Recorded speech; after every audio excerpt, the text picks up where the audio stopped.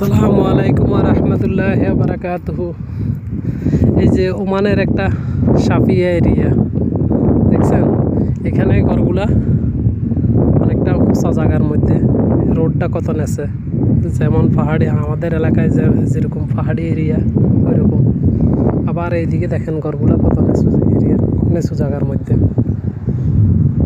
এই যে এখানে কয়েকটা দোকান আছে, একটা লন্ড্রি দোকান, একটা সুপার মার্কেট আর একটা হোটেল। এই যে এখানে এটা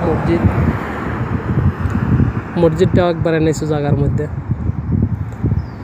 মসজিদের পাশে একজন ইমাম আছে, উনি মোটামুটি কিছু মাজরা করে রেখেছে, কুসুর, পেঁপে, সিম, আনার, পেয়ারা, কলা, এই ধরনের অনেকগুলা ফল করে রেখেছে।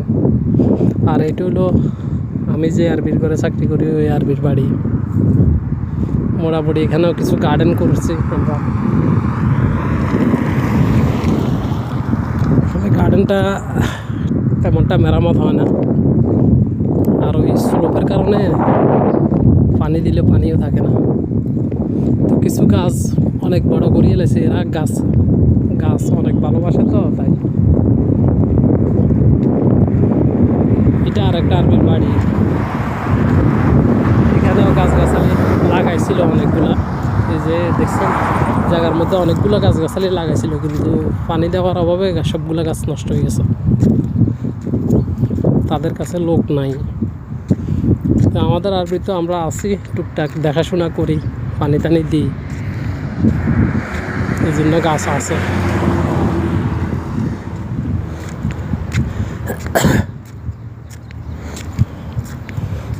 এই যে আমি টবের মধ্যে কিছু কলমির শাক লাগাইছিলাম,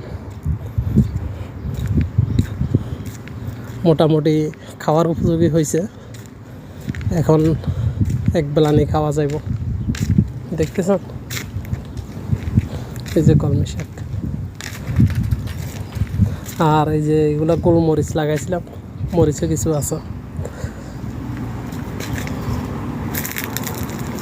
আর একটা মরিচ গাছ মোটামুটি উঠছে।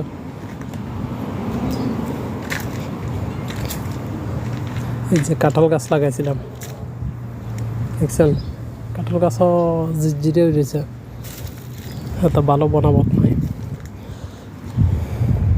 এগুলো হলো আমার আরবিদের গাড়ি। আর এখানে একটা কারি পাতা গাছ লাগাইছিলাম। কেউ যদি এই গাছ সম্বন্ধে কোনো অভিজ্ঞতা